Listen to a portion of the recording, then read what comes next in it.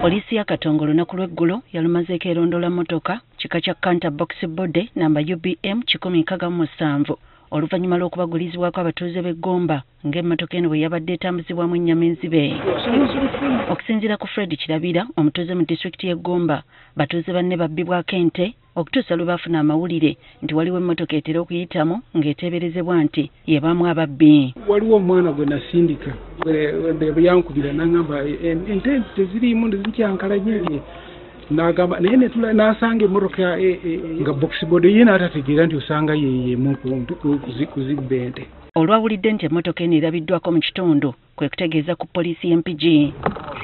Eno yasitukiddemu era emmotoka n'esangibwa okulinaana poliisi y'Empigi ng'erimu ennyama ekonokkiriza mu ttani 2. Era tubasanze n'ekizibiti ng'ennyama mweri mu mmotoka. Mu mmotoka eno mwasangiddwamu abasajja okubadde Mayambala Andrew atemera mu gy'obukulu 49 nga mutuuze w'e Bulenga, Ivan Kiyingi wa 36 nga mutuuze w'e Naakuwadde ne Shafik Mawanda ow'emyaka 20 nga naye w'e Bulenga era bonna baakwatiddwa nga boolekera Kampala. Kigambibwa nti ennyama eno babadde bagibbye mu bitundu by'ekiruhura kyokka ng'okusinziira ku Kirabira bano babadde babba ente mu bitundu by'eggwanga eby'enjawulo ne bazisala olwo ennyama ne bagitunda mu lufula ez'enjawulo. Babba eggwanga lyonna bwe babba olwaleero Emubende ng'enjawulo luli babba Emitiyana bwe babba Emitiyana nga babba Kiruhura babba Ekiruhura nga babba Masaka nga bagenda e Kabulamaido. Okusinziira ku mwogezi wa poliisi mu bitundu bya Katonga Lydia Tumushabe, abakwate basoyeddwa kajjojjojo w'ebibuuzo wabula nga bye baddamu tebikwatagana. Babadde tebalina biwandiiko ebiraga nti ennyama bagirina mu butuufu.